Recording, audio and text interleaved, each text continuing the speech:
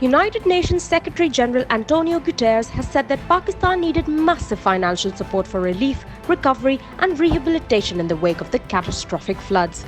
He made the remarks after attending a briefing at the National Flood Response Coordination Centre alongside Prime Minister Shehbaz Sharif. The Secretary-General pointed out that Pakistan had not contributed to climate change in a meaningful way, but Pakistan is one of the most dramatically impacted countries. I know what it means for the Pakistani people, this unprecedented natural disaster.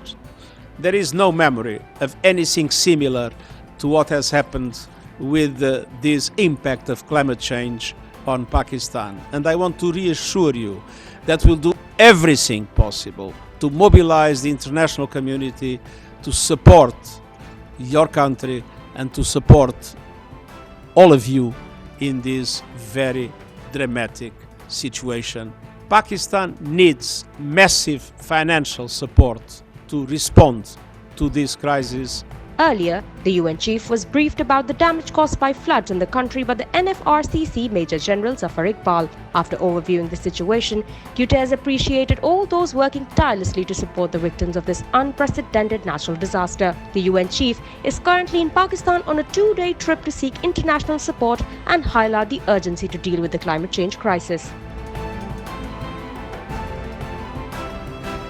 PTI Chairman Imran Khan has alleged that the imported government and its handlers were working on a -1 formula as party leaders urged supporters to take to the streets to express solidarity with the former Prime Minister. Imran's statement comes a day after the Islamabad High Court decided to indict him in contempt proceedings over his diatribe at a last month rally in Islamabad against Additional District and Sessions Judge Zeba Chaudhry, who had approved PTI leader Shehbaz Gill's physical remand in a sedition case. Ahead of Imran's statement, PTI leader Asad Umar urged the nation to take to the streets on Saturday evening in an expression of solidarity toward the PTI chairman.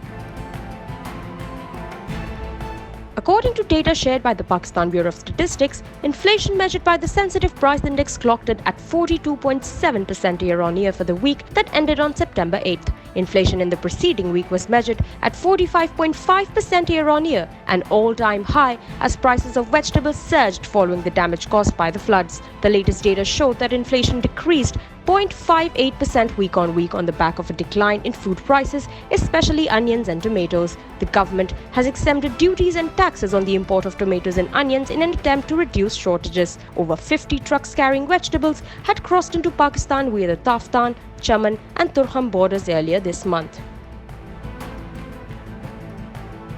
The rupee, which has been declining for nearly a week, fell by rupees 2.76 against the dollar in the interbank market today. The rupee closed at rupees 228.18 per dollar, depreciating 1.21% from yesterday's close. The rupee has lost rupees 6.82 from September 2nd to 8th, with the dollar becoming expensive by rupees 4 in the last 2 days alone. According to analysts, the exchange rate was under pressure because of payments and a demand and supply gap.